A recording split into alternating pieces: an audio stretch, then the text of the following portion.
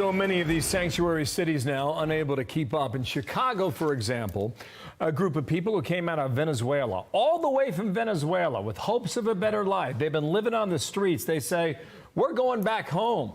One of them declaring the American dream doesn't exist. So the migrants claim that the sanctuary city of Chicago is trash, and they rather go back to their country where they're being persecuted. Wow. Okay, so the story is funny. Winter has come to Chicago. Chicago is known as a windy city. It really, really gets cold up there. And the migrants are starting to feel it. Check out these clips. We have reached a critical point in our city's migrant situation. Cold weather and snow have arrived. More than 3,000 new arrivals still don't have a roof over their heads. That's exactly right, Tanya. Right now, there are more than 2,800 migrants living outside of police stations across the city of Chicago, waiting to be placed in shelters. And with the cold and even the snow earlier today starting to set in, thousands of them are having to stay outdoors in flimsy tents. In response, the city has dispatched city buses from 8 p.m. to 8 a.m. at 16 Chicago police districts to offer warmth from the colder temperatures. So now I have to give you people in the comment section a lot of credit, because in the comments for a lot of these videos, you would always say, wait till winter, wait till winter. And it always reminded me of that Game of Thrones saying, you know, winter is coming. Check it out. I know this is hard for you, but winter is coming. We know what's coming with it. We can't face it alone. And shockingly, now it's here. And the migrants are really unprepared for it.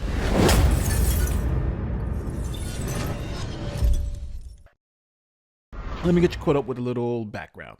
Chicago is a sanctuary city, meaning that they don't help the federal government deport illegal immigrants. Now, they called anyone who demanded a border policy that limited or restricted the amount of immigrants coming to the United States, essentially xenophobic and racist, and they were proponents of more of an open door policy. Let as many migrants come in and we'll take care of them. So a lot of the border states who was dealing with the migrant crisis started busing migrants to places like Chicago and New York, the places who were determined themselves to be sanctuary cities, because they claimed that they were, number one, welcoming to migrants, and they had requested them to come. Chicago even named its sanctuary city ordinance the Welcoming City Ordinance. But this deteriorated real quickly into madness when the city started realizing that they didn't have the resources to take care of an additional 100,000 people who came across the border. Now, this forced them to make provisions wherever they could, forcing migrants to sleep on the streets in tents outside of police stations, for instance. But now that winter is here, people sleeping outside in tents doesn't really seem to be a good option. Check it out. This is exactly the situation city leaders and migrants feared. There are thousands of asylum seekers sleeping on sidewalks all over the city as temperatures plunge toward freezing. It's the coldest most of them have ever been. These Venezuelan natives seeking asylum here in Chicago are for now stranded, wrapped only in donated winter coats, hats, and gloves. All of this feels completely foreign to them. Misael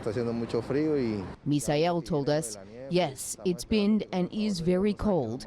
We are finding out that it is going to snow, and we are hoping they get us out of here as soon as possible. Misael and his cluster of sidewalk neighbors have been here for a month and a half, sleeping with just the protection of plastic and anything they can find. He said, I don't have kids, but there are families here with 2, 3, 4 kids. They are inside and outside. The city has dispatched buses to offer overnight warmth from the sudden winter temperatures. We need more than the warming buses, but we need to take everything we can get. That's exactly right, Tanya. Right now, there are more than 2,800 migrants living outside of police stations across the city of Chicago, waiting to be placed in shelters. And with the cold and even the snow earlier today starting to set in, thousands of them are having to stay outdoors. So the migrants are fed up with the leadership in Chicago. They feel like the city is trash. They were promised sanctuary and given nothing more than tents to sleep outside on concrete. Here's the money Illinois has spent on humanitarian aid for migrants. You're over $330 million, which, by the way, is cheap compared to New York. I'm going to read you a quote from one of the Venezuelans saying, How many more months of living in the streets will it take? No more. It's better that I leave. Well, I'm sorry that they feel that way, but Chicago taxpayers shouldn't be on the hook for paying these bills. And that $330 million bill, that's just what the state of Illinois is paying.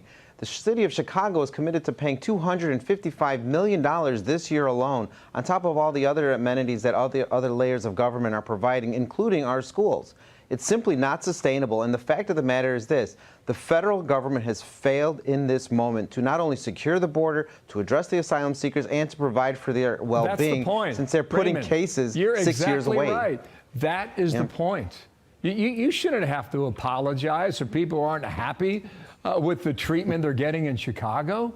They made a decision to leave their homes. And unfortunately, they're still not happy. In the meantime, the people who live in your state are paying millions, if not billions of dollars eventually. You don't need to apologize. No, I think you're absolutely correct, Bill. I think it's in my nature, just as a good Christian, to try to help people. But at the end of the day, I'm not responsible for this failure. We've seen our president and our vice president come to our city numerous times. They're hosting the Democratic National Convention here in several months, and yet they still allow us to be the guinea pig for this failed policy of allowing individuals to come here for asylum with no support. So this has turned into something of a good thing for the city of Chicago, because the migrants are leaving because the conditions are so bad. Think about it. It's a big win for Chicago, right? They have the best excuse, right? These people are leaving because it's just too cold up here. This allows Chicago to save face and also get some relief from the cost of housing and taking care of migrants. And the message is getting out there because less and less migrants are coming to Chicago because it's cold. They're like, why are you going to come up here? They have you sleeping on the street in tents, and it's super cold out there. A bus of brand new arrivals pulls up at the 12th District Police Station today. While migrants continue to arrive daily in Chicago, the amount is not nearly as many as it was over the summer when daily bus arrivals were in the double digits. Today, the city is expecting only 2 buses. Volunteer Luciana Diaz says the Halloween day snow was a reality check for many living at the police stations. The snow day, it was freezing for everybody, and I told them that's nothing. This is nothing, guys. You should start looking for shelter or go to other state, other city. But now this is, I think, going to cause another problem, because those migrants, they're not going back to Venezuela. They're going someplace else in the United States, probably someplace south that doesn't have these weather conditions that they have to deal with. And then that place is going to have to deal with it. And that's always the problem when you have this poor border policy, is that the problem just doesn't go away. It's just become someone else's problem. Just like it was a Texas problem until it became Chicago's problem. Now it's going to become someone else's problem, maybe, an Arizona problem or something like that, because those migrants won't have to deal with the weather. And I think that's the issue here. And that's the issue why I think everybody recognizes that Joe Biden's policy of essentially letting everybody come in and we'll figure it out after you get here just isn't working.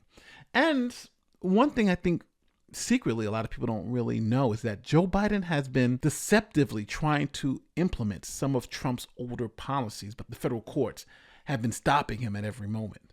So, for instance, there was one policy that Trump had put in place where anybody who comes through the southern border is automatically deemed ineligible for asylum because you're coming through Mexico. Mexico, you're not running from asylum through Mexico. You're coming from Venezuela, for instance, or Haiti. So it was like everybody is ineligible and we're going to keep you all out. Then Biden comes in, we're going to let them in.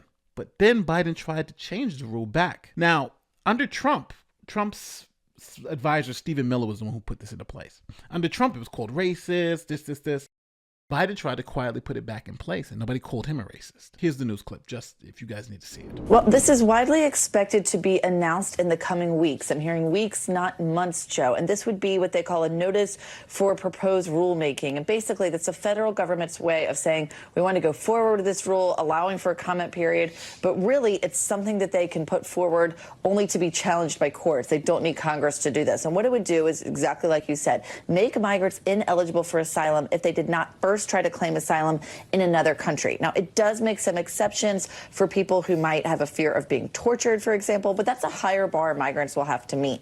And the way the government wants to do this is to make migrants do a very quick interview in Border Patrol custody so that if they don't qualify, they're quickly expelled or deported back to Mexico. Now, some of those details are still being worked out with the Mexican government, but what we do understand is that legal groups, immigration rights activists and legal advocates are already preparing a lawsuit to challenge this policy because they say it's exactly like a policy created under the Trump administration by his immigration hardliner advisor, Stephen Miller. And it's one that they challenged then and one that they plan to challenge again now. It really shows how this administration has become a little harder on immigration than what a lot of these groups expected from President Biden and what he campaigned on when he said he wanted to go back to a safe, orderly, and humane immigration policy. But in part, they're being driven by the numbers. We've seen record numbers of migrants crossing the border, and Secretary Mayorkas says that they want to open up more legal pathways. They've opened up some already, but our reporting shows they don't expect to be opening up any more pathways, particularly for Central Americans, anytime soon. So, Julia, I mean, the fact that critics are comparing Biden policies with Trump-era policies, I mean, you're the expert here. Is it accurate to make those comparisons? Are the policies similar? Well, it is hard to see the policy in a vacuum. It's true that the Trump administration did not try to open up more pathways for people like we're seeing right now from Cuba, Haiti, Venezuela, Nicaragua, where those people can apply from their home countries, and they'll let in 30,000 collectively from those four per month. That didn't exist under the Trump administration. But if you look at this policy on its own, it really does look a lot like what happened then. And I've spoken to some former Biden administration officials who say when they weighed these options earlier in the administration, they said, no way, it's not legal, we won't go there. So it does show that they have slid down that scale, at least in part. And it also shows where we are in this country on this issue, because right now, while these groups are threatening to sue for them being too hard on migrants, we also have Republican-led states suing the administration for being too lenient. There's really very few policies they can put forward now, Joe, that they won't wind up in court over. A federal judge here in California has shot down one of the Biden administration's restrictions on people seeking asylum here in the U.S. The judge ruled the policy mandating people try to seek asylum in another country before requesting it at the U.S. border violates U.S. asylum law. So at the end of the day, I think Biden has figured out he's got to become a hardliner, right? Stephen Miller type of hardliner when it comes to immigration. But immigration shouldn't be about race and ethnicity. It's about what we can do, how we can handle it, what can we afford to do, and understanding, we want to save everyone, but just sometimes we just can't save everybody. So for the migrants who are going back to Venezuela from Chicago, because it's just too cold, good luck. And, let's see how it plays out, because I still think Chicago's still going to have this problem, because it's still, a lot of those migrants aren't going anywhere. But it's funny that now migrants are leaving. And I think that's one of the benefits of being one of those colder cities up there, like New York, Chicago, Boston, as we've seen, is that in the winter, migrants are going to be less likely to go there because it's just going to be the harsh conditions. It's the summer that they're going to have to worry about. So we may see this type of, during the summer, a huge amount of people going. During the winter, a huge amount of them leave. But again, like I keep saying, they're not just leaving the United States. They're going to go someplace else. They're going to just go somewhere. They may be going to Florida. They may be going to Texas. They're going to go to other states where the temperature won't be as an issue, as much of an issue as it is up in New York. But as always, let me know what you think about this video. Let me know what you think about this subject. My name is Nathan Lawyer, and I'll see you next time. Peace.